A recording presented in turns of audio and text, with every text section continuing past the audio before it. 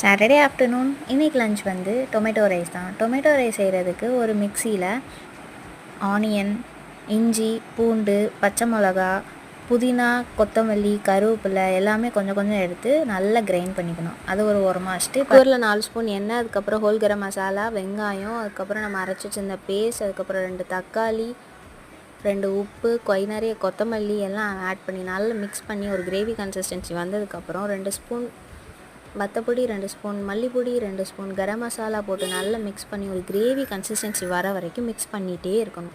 Mix பண்ணிகிட்டே இருக்கும்போது நமக்கு எண்ணெய் தனியாக பிரிஞ்சு வரும். அந்த டைமில் நம்ம 4 ஸ்பூன் கர்ட் ஆட் பண்ணணும். கர்ட் ஆட் பண்ணி திரும்பி அதேமாரி மிக்ஸ் பண்ணிகிட்டே இருக்கும். 2 கப் அரிசிக்கு 4 டம்ளர் தண்ணி ஊற்றி குக்கர் மூடி வச்சுட்டு 2 விசிலுக்கு அப்புறம் எடுத்து பார்த்திங்கன்னா சுட சுட தக்காளி சாதம் ரெடி. நம்ம சேனல் பிடிச்சிருந்துச்சுன்னா மறக்காமல் லைக் பண்ணுங்கள், கமெண்ட் பண்ணுங்கள், ஷேர் பண்ணுங்கள். மறக்காமல் நம்ம சேனலை சப்ஸ்கிரைப் பண்ணுங்கள்.